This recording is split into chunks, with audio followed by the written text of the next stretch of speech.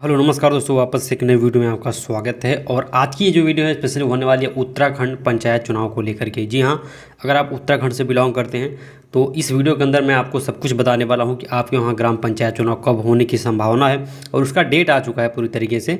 और बहुत जल्दी वहाँ पे उत्तराखंड में चुनाव होने वाले हैं, तो किस तरीके से सारी चीज़ें हैं, चुनावी प्रक्रिया किस तरीके से होगी और क्या क्या बड़े बदलाव इसमें किए गए हैं, सब कुछ अपडेट मैं आपको इस वीडियो के अंदर देने वाला हूँ।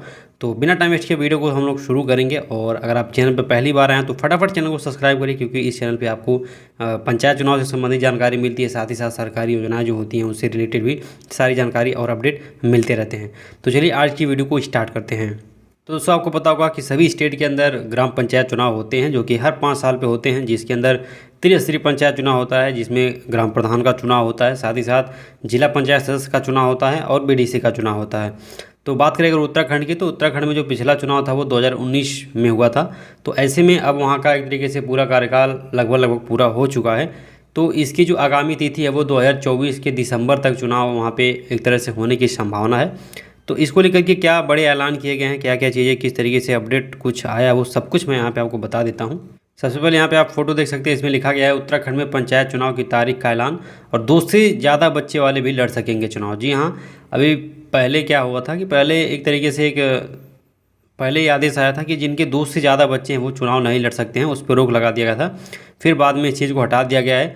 2019 से पहले अगर आपके 2 से 3 बच्चे हैं तब भी आप चुनाव लड़ सकते हैं।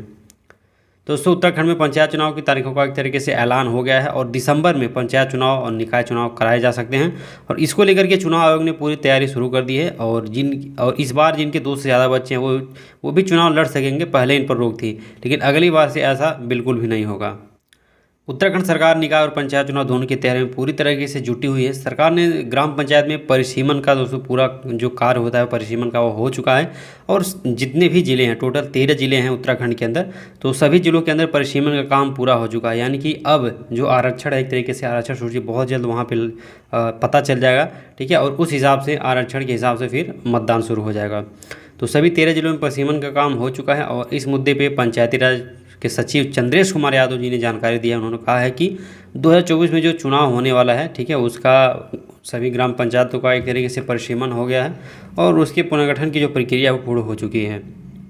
एक तरीके से सभी जिलों में परिसीमन का काम पूरा हो चुका है। और उन्होंने कहा कि 2024 में जो होने वाले चुनाव हैं उसमें सब कुछ एक तरीके से कंप्लीट हो चुका है और लगभग 13 ज़िले हैं, सब में हो चुका है ये काम। और इस बार परिसीमन और पुनर्गठन की प्रक्रिया में, ठीक है, टोटल 50 नई ग्राम पंचायतें बनाई गई। यानी कि पिछले जो ग्राम पंचायतें थे, ठीक है, पहले जो उत्तराखंड के अंदर जो टोटल जो ग्राम सभा था वो 7,795 था।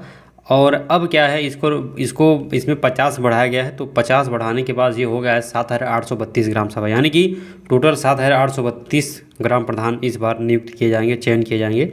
50 नई ग्राम पंचायतें बन चुकी हैं और 13 ग्राम पंचायतें निरस्त की गई हैं। यानी कि कुल 37 नई ग्राम पंचायत अस्तित्व में आई हैं। पिछली बार जब चुनाव हुआ था तो तब 77-95 था और अब 78-32 हो गया, 7,832 हो गया है।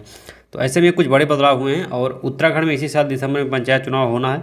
राज्य निर्वाचन आयोग ने चुनाव की तैयारी शुरू कर दी है। उत्तराखंड में अक्टूबर में पहले चुनाव होने वाला था, ठीक है। फिर क्या हुआ कि उस हिसाब से तैयारियां चल रही थी, लेकिन फिर हो नहीं पाया और इसकी वजह से तारीख में बदलाव किया गया है। तो अब जो यहाँ पे पंचायत चुनाव वो दिसंबर में ही होगा। साथ ही साथ आप लोग जुड़े रहिएगा, मैं आपको अभी आगे बताने भी वाला हूँ कि अगर आप प्रधान उम्मीदवार हैं तो किस तरीके से आप चुनाव रणनीति बनाएंगे, क्या क्या चीज़ें आपको करनी है जिससे आप एक तरीके से अपनी जीत सुनिश्चित कर सकते हैं।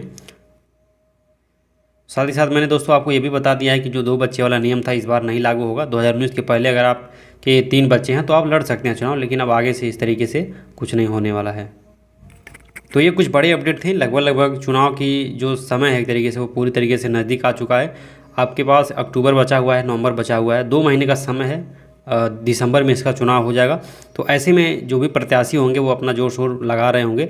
तो अगर आप भी एक प्रत्याशी हैं तो आपको क्या चीज़ें करनी चाहिए अभी के टाइम में। तो देखिए, अगर आप एक तरीके से प्रत्याशी हैं तो आपको अब बिल्कुल नहीं बैठना चाहिए। वोटर लिस्ट में जो भी ज़रूरी काम है उसको आपको करवा लेना चाहिए और वोटर लिस्ट की लिस्ट लेकर के लोगों के बीच में आपको जाना है और धीरे धीरे प्रचार अपना शुरू करना है। साथ ही साथ ग्राम सभा के अंदर जो काम पिछले 5 सालों में ग्राम प्रधान के द्वारा किया गया है उसका आपको रिकॉर्ड निकलवा लेना है। और उसका रिकॉर्ड निकलवा करके जो काम ज़मीनी स्तर पर नहीं हुआ है, कागज़ी स्तर पे हो गया है, जिसका पैसा निकाला गया है, ये सारी जानकारी आपको खुद कर लेनी है। फिर लोगों के बीच में जा कर के उस चीज़ को दिखाना है और लोगों को बताना है और अपने पक्ष में चीज़ों को करना है। तो ये सब काम आपको करना है अगर आप एक तरीके से प्रधान उम्मीदवार हैं। और अगर आपके पास एक तरीके से डेटा नहीं आपको मिल पा रहा है और आप बहुत ज़्यादा कन्फ्यूज हैं कि डेटा हमें कहाँ से मिलेगा, तो आप हमारी संस्था से संपर्क कर सकते हैं। हम आपको जो भी आपके ग्राम सभा में काम हुआ है 5 सालों के अंदर, चाहे वो मनरेगा से संबंधित कच्ची मिट्टी का काम हो, चाहे वो 16वीं 15वीं से संबंधित काम हो जिसमें नाली, खड़ंजा, हैंडपम्प, रिबोर, स्ट्रीट लाइट, ये सारी जानकारी, साथ ही साथ कितने लोगों को पेंशन मिल रहा है, राशन कार्ड किनका बना हुआ है, कितने लोगों को आवास की सुविधा मिली हुई है, शौचालय कितने लोगों को मिला है, अगर आप ये सारा डेटा चाहते हैं तो आप जो स्क्रीन पर नंबर दिया गया है इस पर आप संपर्क करिए, व्हाट्सएप करिए, फ़ोन करिए, आपको ये सारी जानकारी मिल जाएगी बहुत ही मिनिमम चार्ज पे। तो ये आपके लिए बहुत काम की चीज़ हो सकती है। अगर आप भी एक तरीके से प्रत्याशी हैं, प्रधान प्रत्याशी, तो दिए गए नंबर पर संपर्क करिए और डेटा लेकर के आप लोगों के बीच में जाइए और अपना अच्छे से चुनाव प्रचार कीजिए। बाकी हमारी शुभकामनाएं आपके साथ हैं। तो जो भी अपडेट आता रहेगा आपको आगे बताया जाएगा। बाकी चैनल को सब्सक्राइब करके रखिएगा। मिलते हैं दूसरी नई वीडियो में, तब तक के लिए टाटा बाय बाय।